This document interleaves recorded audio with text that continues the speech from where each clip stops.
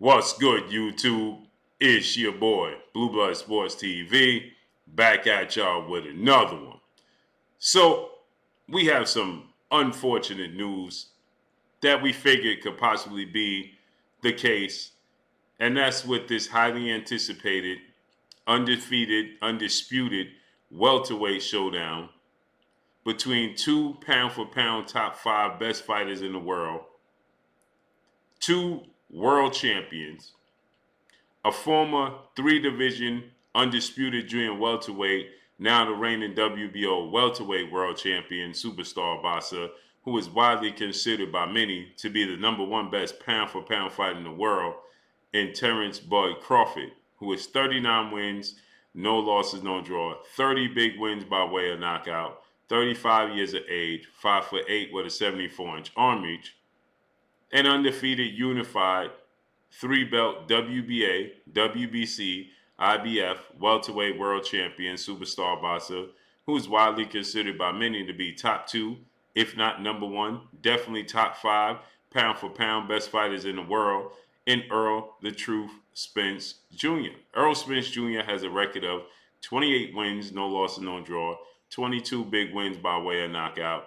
He is 33 years of age, 5'9.5" with a 72-inch arm reach. With that said, this is a massive fight. This is arguably the biggest fight in 40 years between Errol Spence and Terence Crawford. It's for undisputed supremacy, pound for pound supremacy.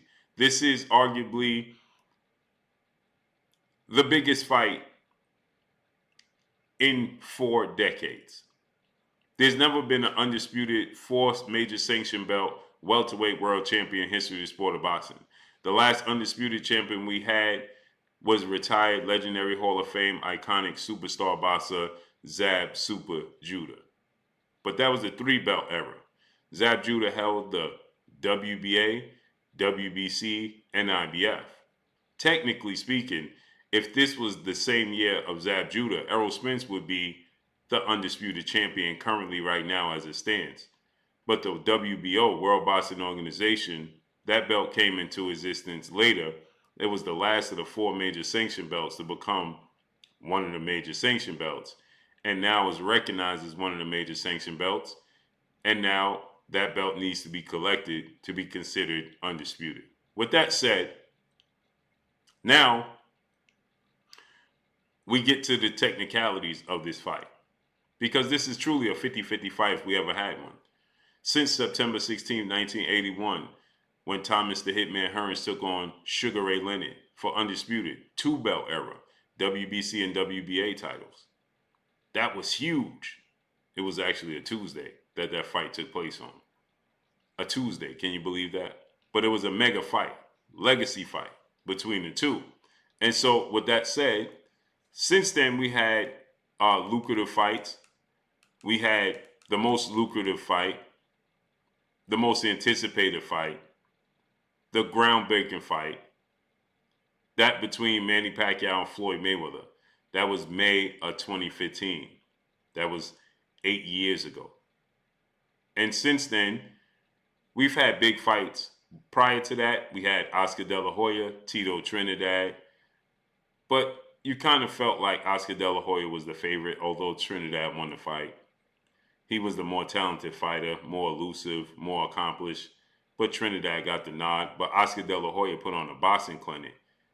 He actually schooled Trinidad the first half of the fight. But in the second half, Oscar decided to make an unnecessary adjustment and just started utilizing the ring and felt like he had the fight in the bag and stopped engaging. And he lost the fight. And then we had, obviously, Duran versus Hearns, Duran versus Hagler, Hagler versus Hearns, right? Hearns versus Hagler, Wilfred Benitez versus Tommy Hearns, Wilfred Benitez versus Duran. We had a bunch of big fights in between that. Mike Tyson, Lennox Lewis, Mike Tyson, Evander Holyfield, Floyd Mayweather, Oscar De La Hoya, Canelo Alvarez and Floyd Mayweather. Not a lot of big fights, but not a lot of 50-50, true 50-50 fights. This is truly a 50-50 fight, if there ever were one, in the sport of boxing. And now we have some unfortunate news. As we know, there's always politics. There's always outside entities that can affect boxing matches, especially boxing matches of this size. And that comes in the form of referees and the three judges. They could play a major part in these fights.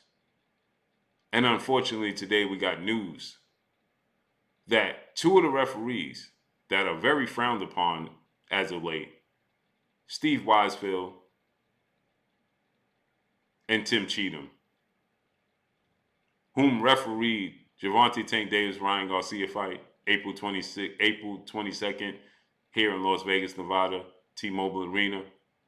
This fight is July 29th, Las Vegas, Nevada, T-Mobile Arena.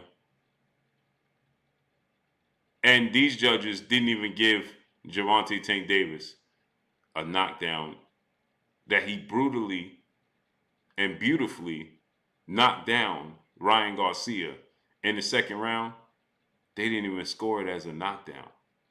He slipped Ryan Garcia 4 left hooks, counted the last one, clipped him with his own left hand, dropped him beautifully, went into the corner. There wasn't even a possibility of a slip.